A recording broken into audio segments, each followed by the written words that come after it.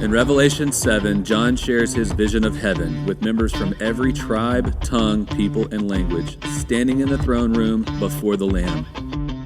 Yet today, there are still over 7,000 unreached people groups around the world.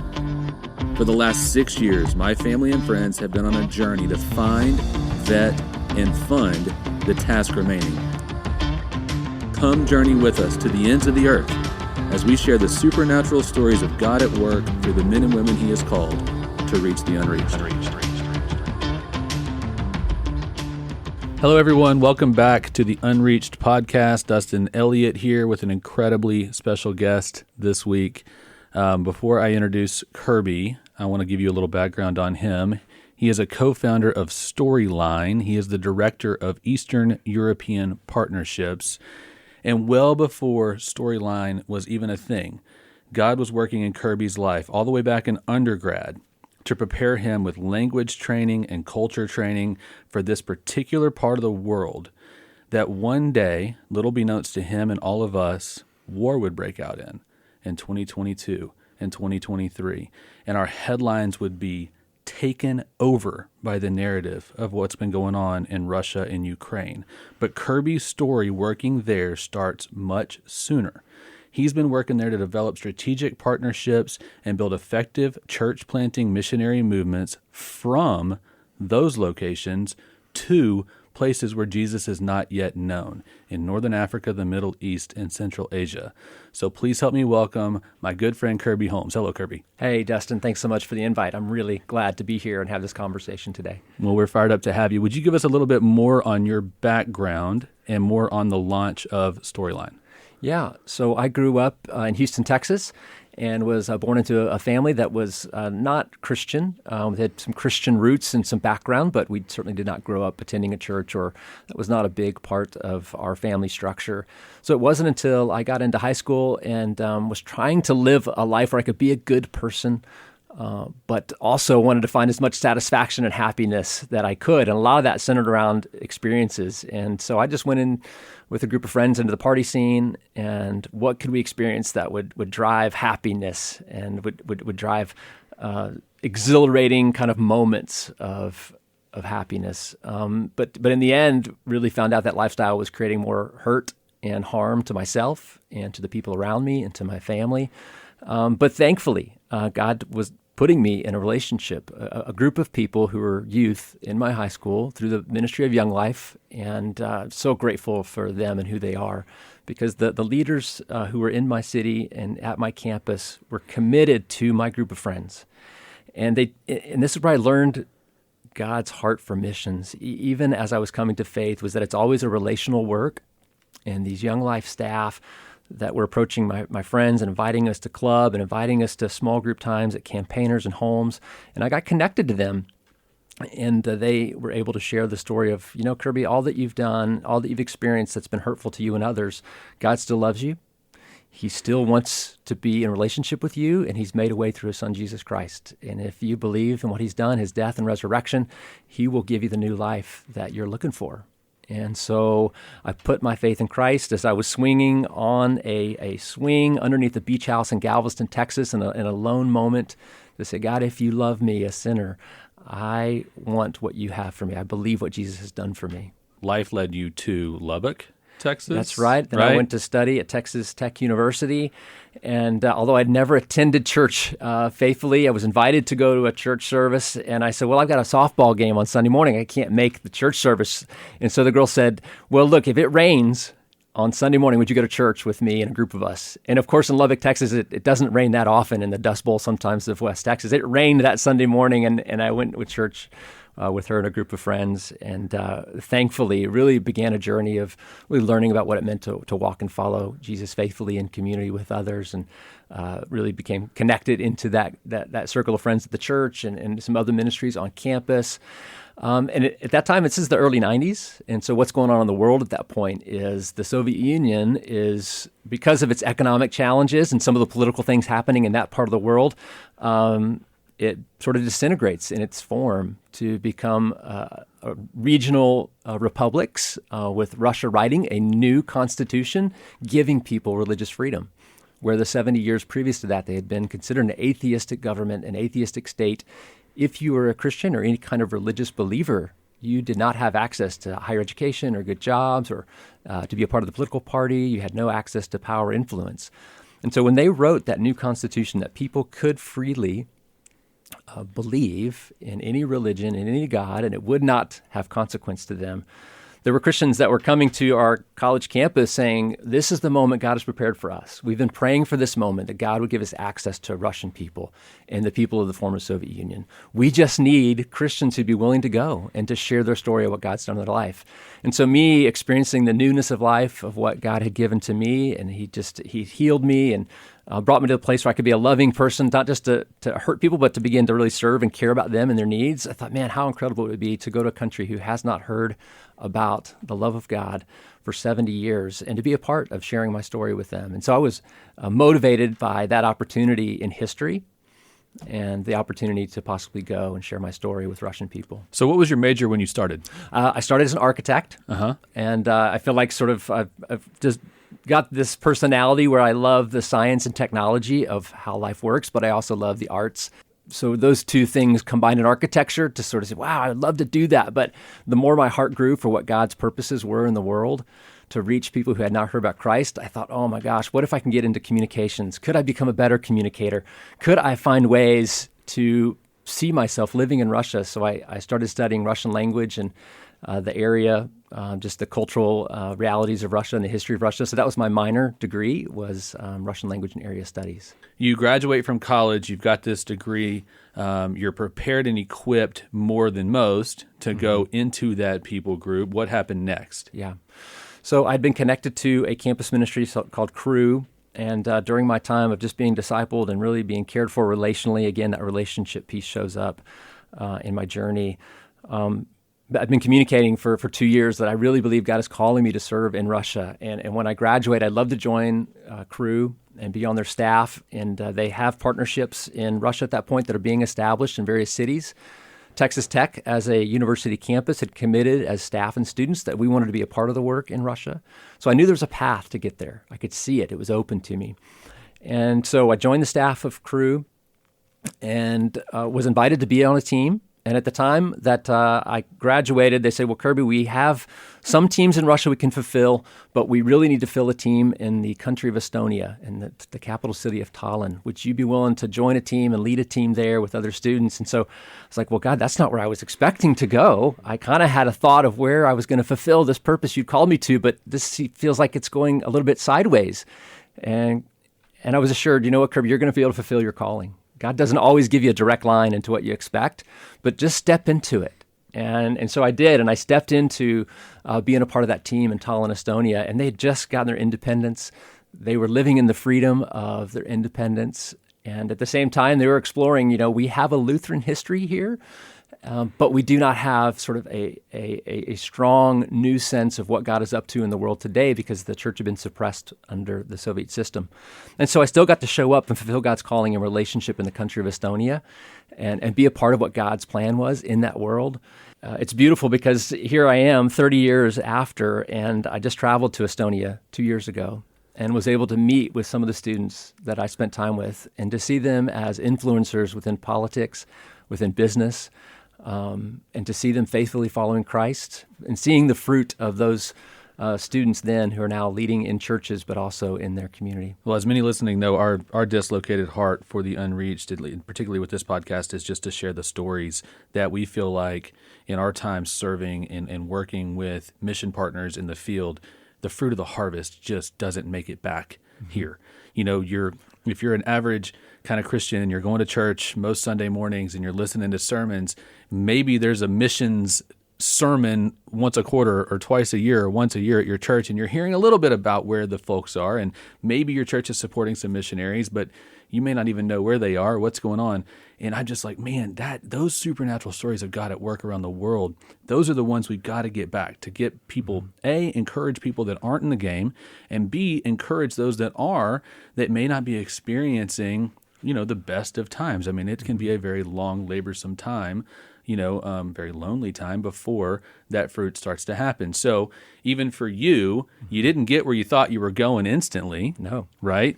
But after Estonia, and at some point you got married and you did. have a family. So I want to hear a little bit about that, and then take us through that and into storyline. Yeah, so I was dating a girl named Meredith Harris when I was a student at Texas Tech, and we were dating, and I just had this sense that God wanted to use the story of my life and my interest in Russia and Russian people, and I sort of knew that was my future. And as I was dating Meredith, I was like, this is kind of who I am and where I want to go, and do you see yourself living a life where you'd be serving as a missionary in Russia? And she couldn't see that for herself as much as she loved me and wanted to be with me, and I had to make the tough call, and I broke up with her. And that was, difficult for her because I really liked her and she really liked me, but this strong sense of what I felt like I wanted to do didn't connect with her. Well, as I'm in Estonia for the year, she ends up joining a missions team to Russia as a single woman, serving in Russia, loving and sharing her story before I even get to Russia. And so what's crazy is you stand up for what your convictions are, and you stand up for what God's calling you to. You think you're giving up something that you really care about, a relationship, and especially for young people to have a boyfriend or girlfriend that's like such a dream. Like, who am I going to marry and who am I going to have a family with? But as you seek to follow Christ and where he leads you, what might seem like a sacrifice, God, in my case, in this instance, and we brought that back around to where when I do show up on the mission field in Russia, there's Meredith, this woman that I loved. And we ended up that summer in Russia. I took on a few dates, and it was there I decided I'm going to marry this woman. And we ended up living in Russia for 5 years. We left and went over there with our toddler son, and we ended up having 2 more kids in the time that we lived there. And although they were born in the United States, we were living in Russia and doing campus ministry with the team and had our family there. And so God, put our family together in a way that we could serve. Yeah. And at that point, you were not. Storyline was not the story no, yet, right? Storyline's still not the story. I have to tell my missionary story first to go, okay, how do North American or American missionaries get sent to unreached peoples, and we get to share this good news of this God that loves us and loves the people of the world. But it's only because I was able to experience the mission field that as I came back, Meredith and I, after having these 3 kids, we came back because life was hard. The economic situation in Russia was not great, and any mom with 3 young toddler kids has a hard time, but, you're living in a foreign context made it hard. So we came back to Texas, and it was in Texas we needed to root our family and get back to a place of just health as a family. And so we spent a decade of just pastoral ministry here in the city of Austin, and that was to help just support the family. But I had a sabbatical after 7 years of service at my local church, and it was during that sabbatical time that God spoke to me and said, Kirby, I want you to move back out of local church into global church. And I began dreaming of, well, God will equip me for what that role might be, and I started my master's degree in global leadership at Fuller Theological Seminary, and it was during my time there interacting with a cohort of other believers from around the world as we were studying together. Christians from Japan and Costa Rica and Uganda, from all different continents, and we're all studying together about God's global purposes in the world. And I'm interacting with them and going, well, God, what could be the future? And God was impressing upon my heart, Kirby, you can go not to the world, but not as a missionary, but you need to go and you need to help mobilize missionaries from Russia. That is what my call is for you. You need to help make sure Russians who have access to unreached people groups in the world that you can't get to as an American. You are not welcome. You're not invited because of the politics of America, because of the military actions of America. You are not accepted in some countries of the world where there are unreached people. All of a sudden, you're playing chess, not checkers. And so I said, well, God, this would be an incredible opportunity to serve you and to utilize the relationships I have in Russia and the network of people that I know and that trust me and love me. To see them get creative access to countries of the world where I can't go as an American would be an incredible mission to be a part of. Storyline became the mechanism for that vision, for what could be. Now, Mike Craig and I, we co-founded Storyline, and him and I were missionaries together in Russia. So we had that common connection of we've served together, we know that part of the world. He had already sort of started moving down the path of, well, what is happening in the global church and where will the future missionaries come from? And he was already sort of on that front edge of there's actually an emerging movement of missionary sending that's coming out of the global south. And that global south would be those who are identified as people living below or south of the equator, who live in Latin America or Africa or in Asia. What is God up to in terms of emerging missionary trends? And he was starting to see that there's possibilities to send missionaries from new emerging places in the world that weren't sort of Western civilization or North America. And so the two of us partnered together to go, what if we created something here in Austin, Texas around missionary sending, but not from here, but from there? The old mission fields are becoming the new mission force. We're just getting started with the Unreached podcast. Yeah. And we started with Todd Aaron and really laying the framework for like God's will with missions, and then the church's position and how to fulfill God's will with missions. And then we've talked to Jack Crabtree in Papua New Guinea with real on-the-ground tribal confrontation and challenges. And here we are with Kirby, and we've already found out it's not just a direct linear line. Now we've found out that there's a way to almost just fire off a satellite and then redirect, because we don't have a direct linear line into certain parts of the world as the Western American church. And so God was using you so much earlier than you knew, preparing you, equipping you, getting you culturally relevant, and spending time there, raising your family there. And then you got this kind of like aha moment of, wait a second, this all has a massive purpose. There's actually something we can do here that just shifts the paradigm, that changes the narrative. And we can go equip the Ukrainian church and the Russian church and these Eastern European churches to go into places that we can't get into.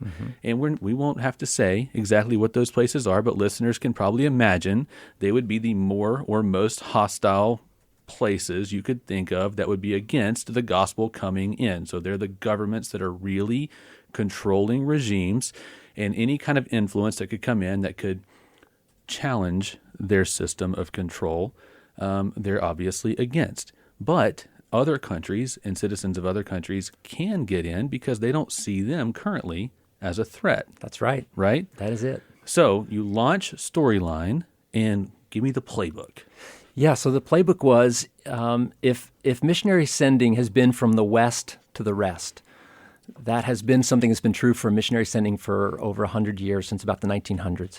That Western nations, and when you think about Western nations, we're talking about Germany and France and England, and then over to America and Canada. Those nations were the primary Protestant mission force being sent. But right now, today, if you were to say, what is the average Christian in the world? Would they be wealthy, or would they be poor? They would be poor. Would they be white, or would they be black? They'd be black. Would they live in a city, or would they live in a village? They live in a village. Did you know the average Christian in the world today is a woman in Africa who lives in a village? There are more Christians in the continent of Africa than any other continent in the world. And I don't think people know that right now. A lot of times here in the North American context, is that we see ourselves as the powerful Christian force that needs to go do something in the world for good. But actually the church has been growing so significantly in other continents that we need to pay attention to, what does that mean? What is God up to? Where is the kingdom moving, and what is the new shape of what it might mean? And so as Mike and I were dialoguing, we're like, I wonder if Africans would be the new missionaries of the future. And trying to make sense of, wow, that might be what God does. He might be sending Africans to be missionaries in the world, and others, Latinos. Mike and I, very early on when we were doing Storyline, we went to Houston. We met with a group of Latin American leaders here in the state of Texas, and they had some representatives that came up from the Latin American world. And I remember a Colombian, and he said, hey, Kirby, you know, I grew up working in the coffee fields of Colombia. And, you know, most of us know we love coffee. We love Colombian coffee. We brew it, we roast it, we're drinking it this morning. But he said, I grew coffee beans. He said, but you know what? God has called me to be a missionary to Africa, to plant churches and to see churches grow. He said, God raised me as a coffee grower, but now he's going to fulfill his purpose in planting and growing churches in Africa. And this is a guy from Colombia. You know, this is the narco world. This is where, you know, cocaine trafficking started. None of us think of Colombia as a place that is glamorous or important, but it's a place of missionary mobilization to reach unreached people.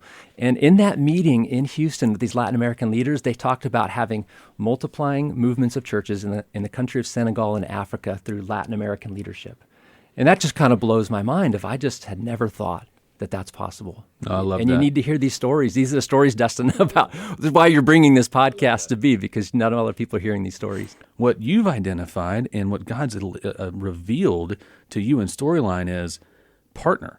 Mm-hmm. And the greatest network of partnership opportunity is the global church through the local churches, right? Yeah. So talk more about how it's so pivotal when you go to a place that you connect with the local church there and you find out what are they needing and how do we equip the local leaders to be part of the solution. Yeah. And I love that you're bringing this up. To me, I've always held the value that the hero of the story of missionary sending is always the local church. And that's been a huge value for me and for Storyline, that Storyline as a parachurch organization that creates great resources and brings consulting to missionary agencies and denominations. We're not the heroes. The hero is local church with a pastor, with a worship leader, with volunteer leaders who come around the service to support and serve it, to small group home leaders who disciple people and youth leaders. That is really the beautiful part of where God works, is through that local church and the denominations that bring them together in community and provide structure.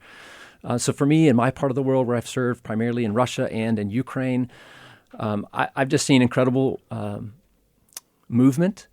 If you look at the Ukrainian church, when the Soviet Union fell apart, Ukrainians took advantage of that moment.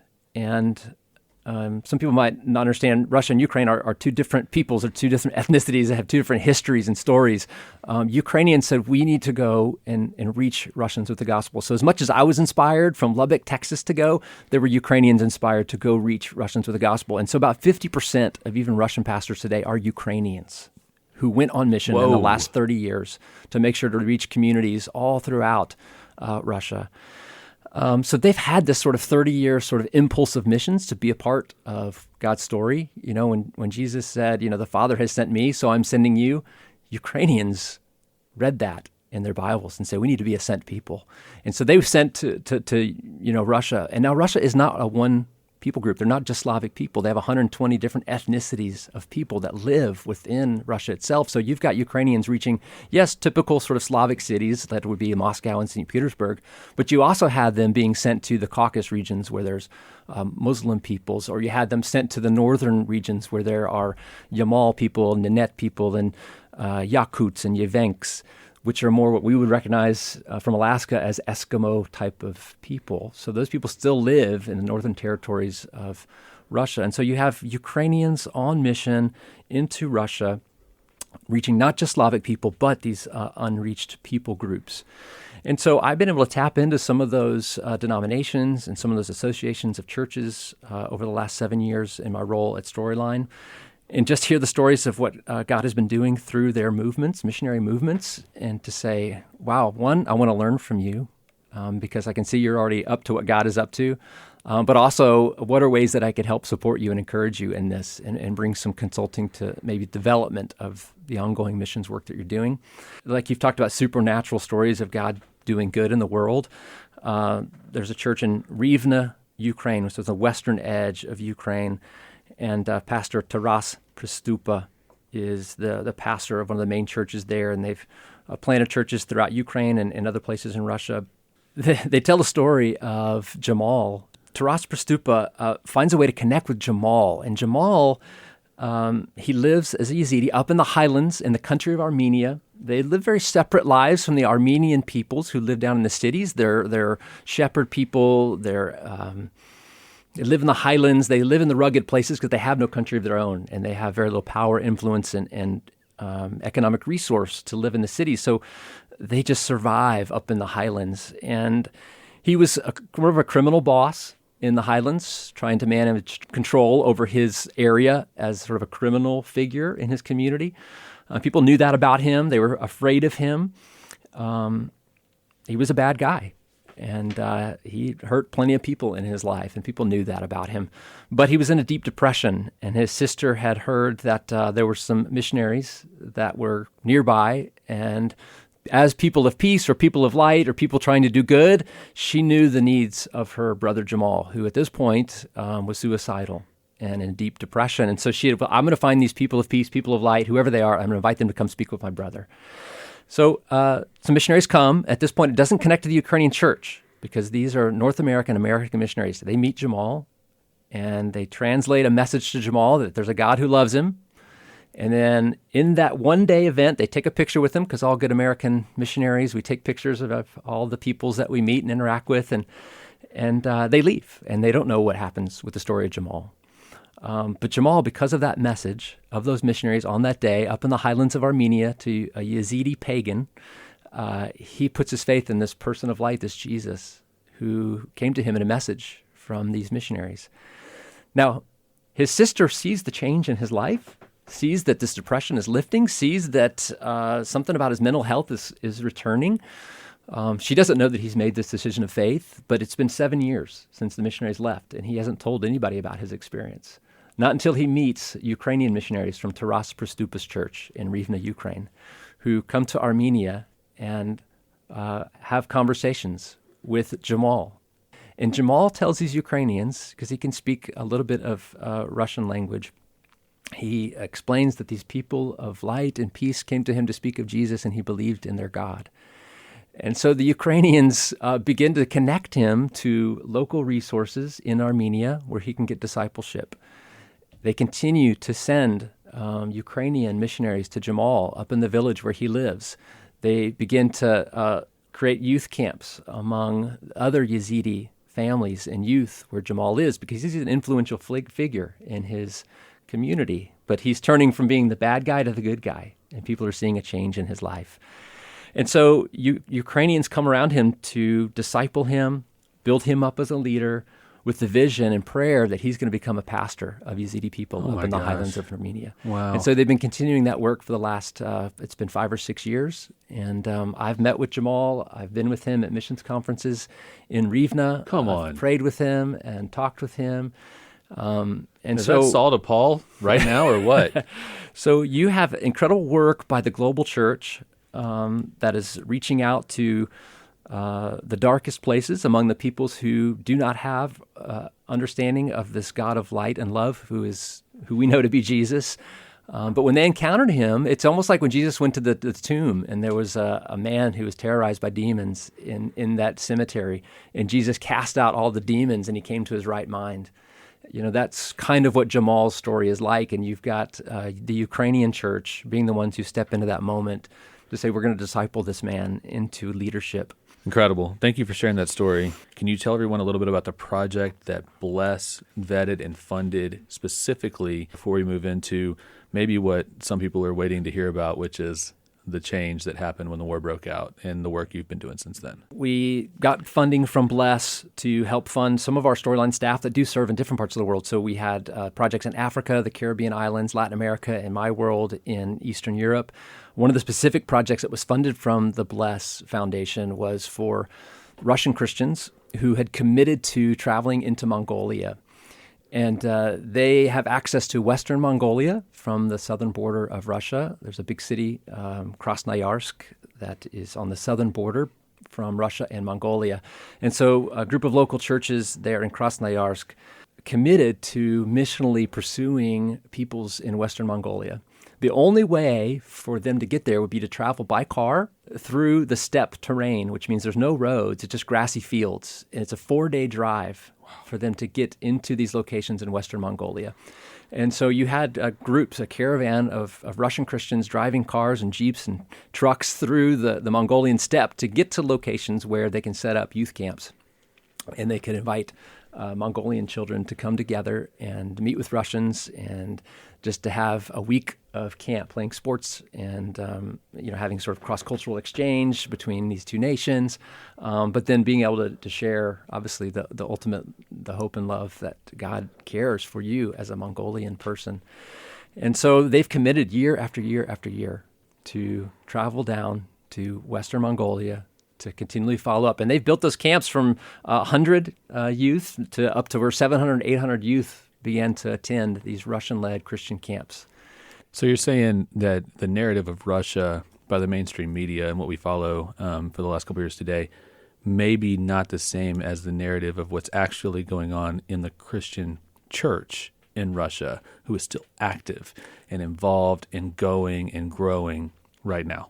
That's right. They are called to the purpose of God and the story of God to reach all unreached people, and to do that with sacrificial love in the midst of trial and suffering. They will tell me on those trips, they say, Kirby, every car will have mechanical problems on the trip to Mongolia and back. We will be stuck on the side of the road for hours and hours. We won't have access to food sometimes or a bathroom facility. But you know what? We're going to go again next summer. Who wants to sign up? We're going to go again the summer after that. Who wants to sign up? And so they're willing to say, yes, there's a political layer to our country, and I don't have a lot of control over that. We've had the same president for over 20 years. I can vote for any candidate I want. I'm still going to get the same president. But how do I be faithful to the kingdom of God and to his story in the world? The mission of God's not put on pause because one country invades another. Yeah. Right? Yeah. It's still going. And in fact, it may even be magnified, right? Light shines brightest in the darkness. So let's segue to 15 months ago. Yeah. And with your heart for these people, your experience and time there, your training there, the people you love and care about, and I know we're going to get personal because your communication is incredible, and what you've shared with us through this last 15 months has been life-changing. Just start it out for us. How'd you find out? What'd you first think? And, what led you to shift for 15 months your purpose with Storyline to serving the people you cared so much about? Yeah, my heart is to help make sure that the good news of Jesus Christ gets to people who don't know him. And working with my partners in Russia and Ukraine and denominations to go, how do we send missionaries to those peoples? That's been my heart. And I've done that really well. Again, the theme of relationship shows up my life. You build relationships with people, and the kingdom of God is built on relationships where you love and serve one another. And so when Russia invades Ukraine, really for the second time, they invaded him in 2014 and again here in 2022. You love people. And so I love these Ukrainian leaders who now are in a defensive position to defend their country from invasion.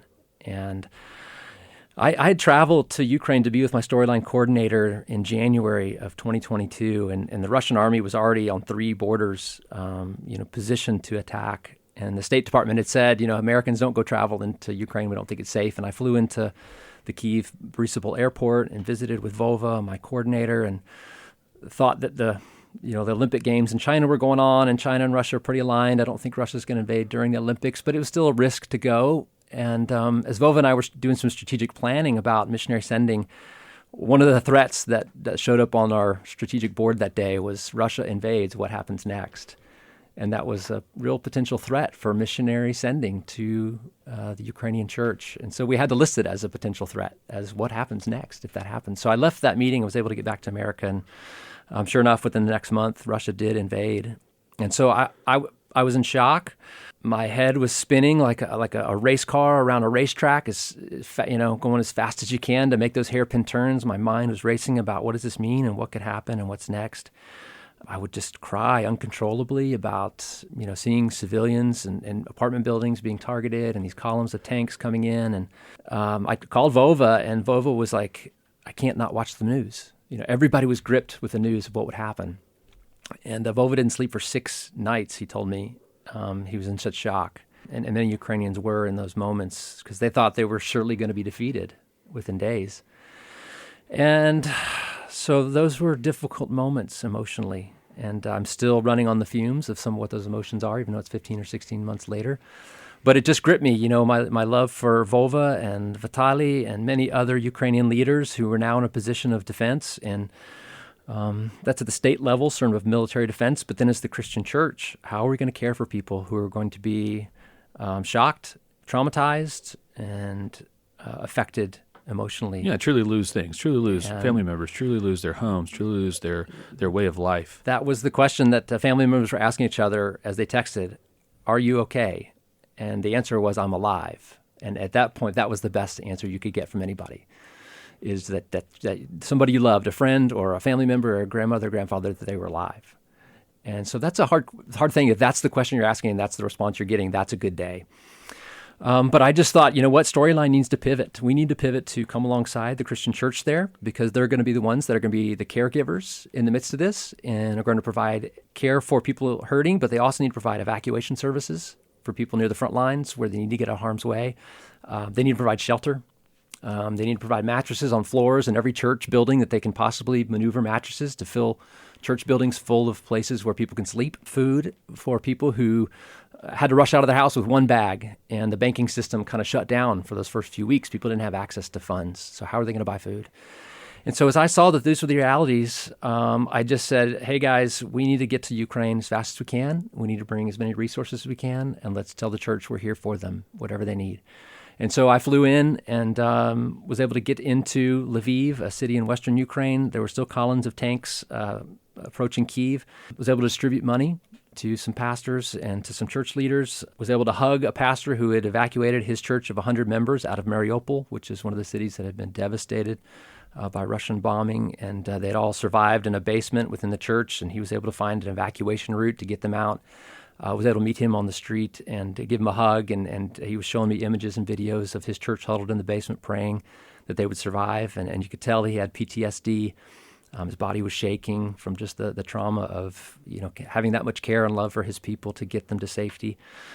So the community in Austin, the churches in Austin, that said very quickly, we want to provide financial aid for the Ukrainian church. We want to make sure we're a part of providing some hope in a really desperate situation for many people there, like that pastor and many others. So I've been on a journey. I've traveled into Ukraine 8 times in the last 16 months, bringing material resources and funding, delivering that through incredible channels of communication. The church is such a great communication network where people who are closest to the front lines of war, where there are needs, can communicate to the safer areas and say, we've got a distribution network of church buildings from here to there. So as aid comes in from Poland or Western Europe, we know how to get it forward. We've got vehicles, we've got stations of churches where we can drop off materials, and then we can get it delivered to those who need water filters, those who need tourniquets, those who need evacuation. In the winter, as much of the infrastructure, the electrical infrastructure of Ukraine was being destroyed by Russia, we said we need to step up and get electric heaters and generators to as many people to be able to survive this winter. And so we're able to distribute those by the truckload up to areas where there was some of the greatest need. I feel like we gave it a big effort, and oh my gosh, I'm really tired. Kirby, I'm really you tired. gave it an unbelievable effort. And for those listening, I wish I could screen share right now, because Kirby was sharing back images of all of this in real time with all of us, and it was mind-blowing. It was so real. These were not people that had a shower and were cleaned up receiving a heater. These were people that had dried blood on them, and the buildings in the background were destroyed, and they had nowhere to turn. It wasn't like they could go to the market and get food. It wasn't like they could go to somebody else's house and warm up. There wasn't an option. And we're getting back these images, and Kirby just keeps going back. How do you keep going back, knowing you may not get in, you may not get out, both, every trip. Yeah. And yet your faithfulness, again, with the dislocated heart, it's like Nehemiah listening as the cupbearer in Persia, listening and learning about Jerusalem. Kirby, you turned into Nehemiah. You got prepared. You got prayed up. You had a plan. You reached out to your network. You said, this is what I need. Yeah. And the network heeded the call. And you went. It was the church in its truest and most beautiful form. Yeah. Going and sending. Yep. Thank you. You're welcome. Thank you. Thank you for being so inspiring. Thank you for being so faithful. Thank you for bringing us on that journey with you.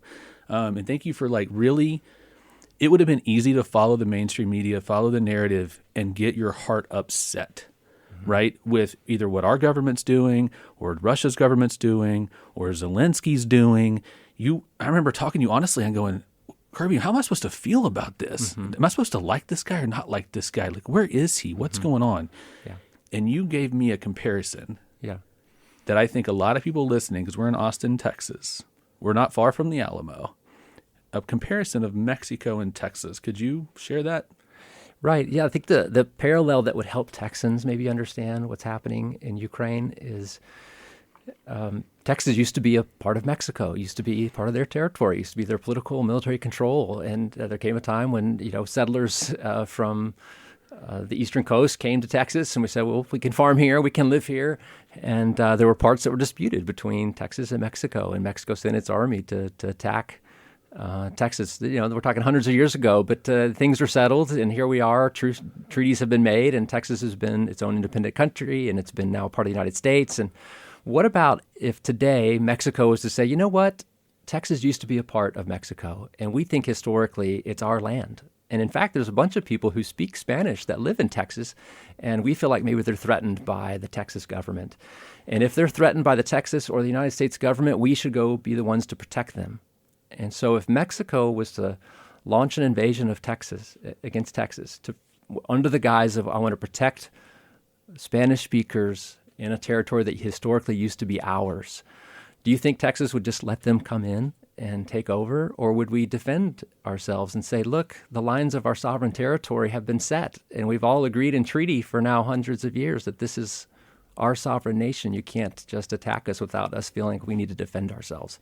And that's the situation that's been true in Ukraine, is that Russia has been saying a story that those are our historical lands with our cultural people who speak our language. We can just come in and take back what used to be ours. And Ukrainians are fighting back just the way Texans would fight back. It's a sovereign nation, and it's their territory, and they just need the resources to be able to defend themselves. Just like any homeowner, if criminals attacked your home and came in to steal and kill and hurt your wife or your kids, you would defend it. And if you couldn't do it on your own, you'd call the SWAT team and the police to come help you do it and defend your home from criminals that tried to attack it. So I think these kinds of things help maybe some people more clearly see the situation there and the opportunity to support Ukraine and what they're up to. And there's a political layer to that, and most of our conversation's been more at the church level. But when we look at injustice, Christians need to stand for injustice, and I believe that that's true in this, that there is an injustice of Russia's invasion of the sovereign nation of Ukraine, and I think it's okay for Ukraine to go, we need a SWAT team back up to help us, who can do that. And the United Nations, they've got 120 countries have said, we support you, Ukraine, we believe your story, and Russia has 6 nations that have said, we believe your story. So I think when you look at the injustice of it, there's a lot of people on the side of, Ukraine, defend yourself. I hope that listeners are hearing this and their heart is softening and changing to what they've thought. Maybe they've already been very much on the side of the church and involved, and prayerfully so. Maybe they've, oscillated back and forth between, is this right or wrong, or am I mad because the U.S. government's sending money there and they're not taking care of the homeless here, or whatever the case may be. But really hearing it from your perspective, with your background before it ever happened, and then your time spent being there now, and now this, listen, anybody coming at Texas, listen, I'm a Texan my whole life. You're getting the full horsepower and firepower of every gun safe in this state, right? Yeah. We'll defend it. We're independent. We want freedom. That's right. And you go talk to Ukrainian, I'm independent. There's a decent freedom. size of the population ready to secede from the U.S. at any given time, right? It's, so when you put it into that context, it's like, what? We're remembering the Alamo, right? But are we remembering the Alamo for the Ukrainian people, right? Is that really where our heart is in this? Ukrainian people who talk to me say, Kirby, we are so grateful for the church and the resources that you have sent. And we're so grateful you personally have come to be with us, and your presence and relationship gives us hope that you see us and you care about us. And they would say the same thing politically as a nation. They would say, our people are ready to defend. We value America sending resources to help us. We'll train us how to use them. We'll use them, and let us fight this fight. It's our land. It's our nation. Let us fight it, but give us some resources and equip us to do it. And we think it'll be good for the rest of the world. Not going to be easy on us, but thank you, America, for what you've done church-wise and state-wise through your government in support of our country. And now, after 8 trips in 15 months, God's put it on your heart to shift again, right? Take us through that. Well, Storyline, we're not a humanitarian aid organization. That's not our purpose. Our purpose is to develop missionary sending agencies through denominations globally, especially in the global south of the emerging church, where they're coming alive to this idea of we need to be the new missionary force for the future. And that's the purpose of Storyline, is where in the world can we help accelerate missionary movements?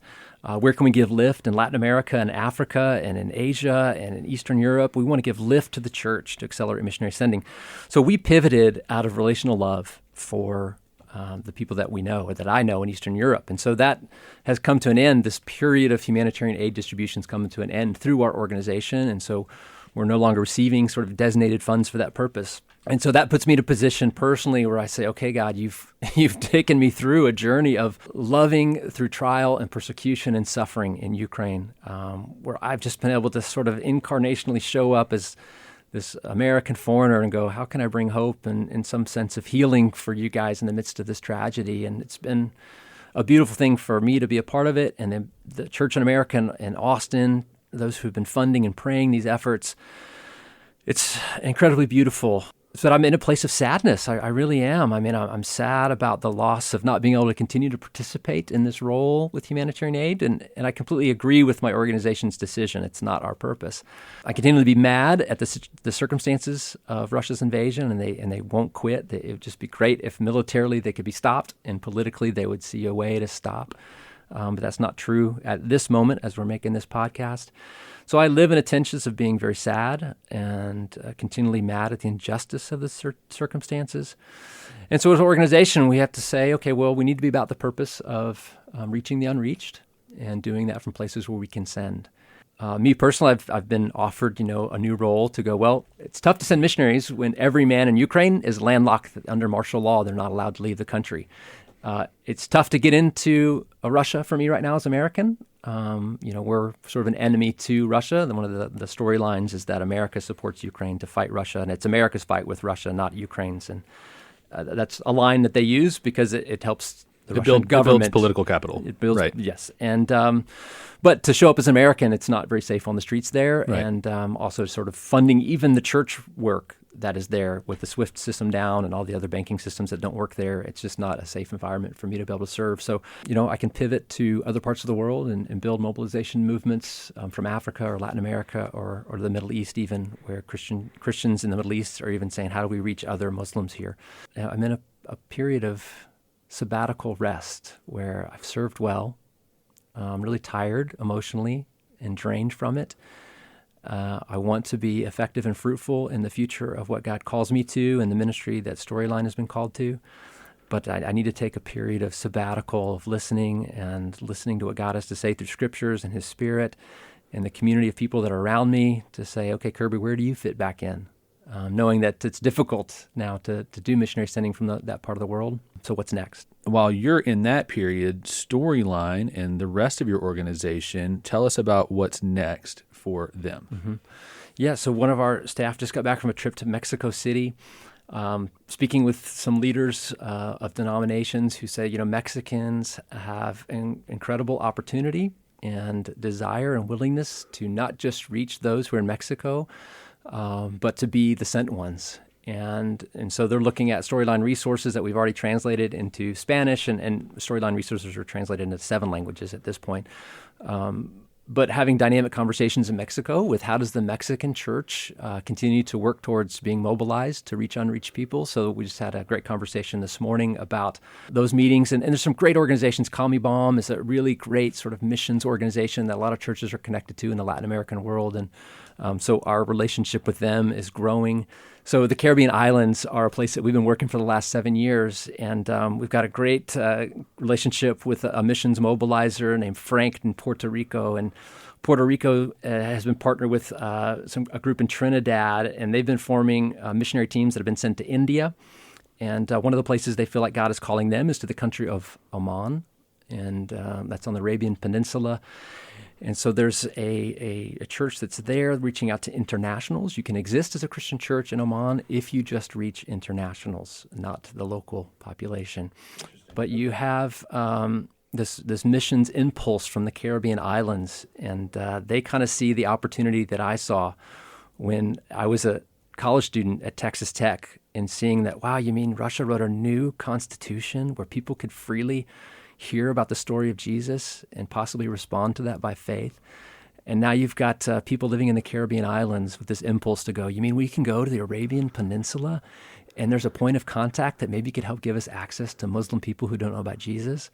And you've got people on these islands who, survive hurricanes every year and live by the beach, and yet their impulse is to go, how do we go to the Arabian Peninsula and share the good news of Jesus with people? And so we're engaged in that process, and some of our staff are looking at wanting to travel with them over there and continue to encourage the work from Puerto Rico and from Trinidad. We have been engaged in the Caribbean islands with Cuba, and it was much more active before COVID. We were working really hard with the Protestant church because the Protestant church has been thriving in Cuba for a decade there. And they're at a point of discipleship within the churches in Cuba. They're like, well, this isn't just for us. This is for the whole world. But yet we're living under a political system that doesn't allow us much freedom of movement. So where could we be a called people to? And what's amazing is that the Cuban government provides nurses and doctors for places in the world where there's still really strongly communistic regimes. But yet they ask for Cuban doctors and nurses to come and serve in those countries. And so the Protestant church has got this missions movement of making sure that Christian nurses and doctors become a part of the program where they're sent as 2-year vocational doctors and nurses to these locations around the world, sanctioned by the Cuban government, but yet they know that it's God's calling to be sent. They're sent people to go share Christ in those countries where very few people have access. But those are some of the ways that I see God is at work in the world. It's chess, not checkers. It's finding a way. I mean, and God makes a way. He'll be with us to the end of the age. We're promised that, and we know that. As Todd said it in the first episode, that there's this multicultural, every nation, every people, every language worship service in heaven. Right. That's where we're headed, and all of these incredible chess moves are what God lets us be a part of along the way, right? Yeah. While we're here, while we're still drawing a breath, while we're still able to be effective and heed the call. For those that are laboring in the field, other people that may be hearing this anywhere in the world and have gone through different but similar challenges, different but similar frustrations, different but similar heartache and heartbreak, what's your words for them? What are your stories for them, your encouragement for them? Yeah, I think God works through relationships. And the people that you know right now are the people that are going to love you and that you need to be the ones who love. You need to love those people in your life. And if you're listening to this podcast right now, God's exposing you to a world that you are just being introduced to right now. And what I love about this podcast is people are going to hear it and then begin to wonder, well, who are the Yazidi, and where is Armenia, and where is Oman, and what about this country or this people group that Kirby talked about? And that's going to come up again in your life. Not just because this podcast is going to come up again, and God's going to start putting some threads together to where you eventually have a relationship with somebody from that part of the world, or you're going to hear from a missionary that's come from that part of the world, or you're going to be in a business relationship in the break room, and somebody's going to be on a visit to your business from some other part of the world, and you're going to bump into them, or in some meeting that you have, whether it's on Zoom or in your office or at your school, and you're going to bump into people or have connection to the places we've talked about in this podcast. And it's going to be God revealing to you that he's got a role for you, and he's giving you opportunity for that. And just step into the next relational step with that person and begin asking questions. How'd you get here? Tell me your story. Why are you here? What's your family like back home? And then as you begin to build a relationship with somebody, it will lead you to where God wants you to participate. And it might mean you get to go visit that country through that relationship. And it might be through business, or it might be through education, or it might be through academics. But whatever it is, the path might get you to where you're significantly a part, relationally embedded in God's work in the world. And it might mean that you show up later and you're helping to fund an effort to that part of the world, or you're using a role as a consultant to help develop something in some part of the world that can make it better. God has given you your talents, your personality, your experience in the world to serve in the global church.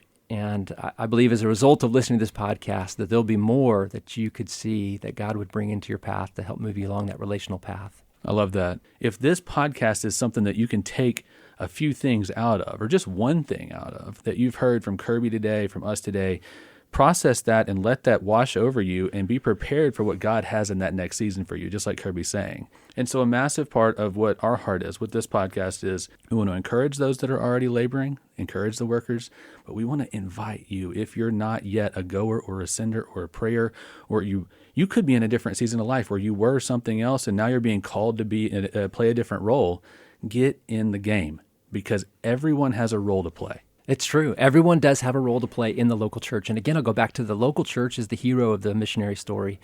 Ordinary people in local churches are the hero of the missionary story. And that means all of you listening to this podcast, you get to be the ordinary hero of what God's up to in the world. There are not super special Christians that participate in this. You don't get to just listen to a Kirby Holmes and the Keys special, or he has something unique.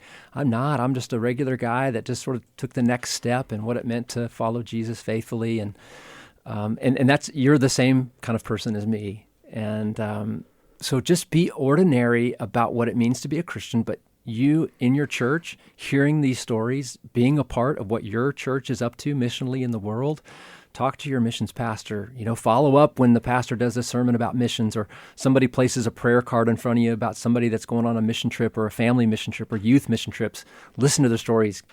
Invite them over to your house. find out maybe how you get to be a part. And if it's funding it, write big checks for it. If it's pray big prayers for what could happen in the world. If it's, hosting international people who have come to your city, who live among your city, boy, get to know somebody from another part of the world with a different religious background or a different ethnic background and learn their story and learn their cultural history and the things that make their year interesting. Like we have a New Year's or we have a July 4th celebration or we have Thanksgiving in our country. Well, what are other people from other countries? What are interesting things about their life and culture that they miss when they're here in America? Boy, just engage people and be hospitable with the nations as they've come here. I think those are some ways, like you've mentioned, that can really help move somebody forward in being a part of God's story of missions. How do people connect with you and Storyline? So they connect with me by just going to the Storyline website, storylinemissions.org, and you can read about what we've been up to and find stories there. You can find information about how to connect with me on our website if you want to email me or have any questions or want to follow up. That'd be great. Love to hear from you. Awesome. Kirby, thank you so much for taking the time today. Thank you for your time in the field, what you've done.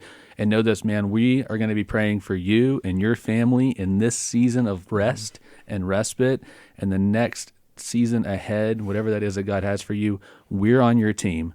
We're going to hold the rope for you. Whatever that season is, we can't wait to hear. But you rest in the meantime. And when you're ready, you call me back and we're going to come right in the game with you. Thanks, Dustin. You got Thanks it, for having me. Amen. Thank you for listening to Unreached. Our sincere desire is that what you've heard today will cause you to see the mission of God differently and your role in it more clearly. If this adds value for you, and we hope it does, would you please rate and review the podcast wherever you listen? Also share with your family, your friends, your church, your life group, small group, D group, wherever you do life. And if you want to connect with us, find us on Instagram at Unreached Podcast or email us at unreachedpodcast@gmail.com.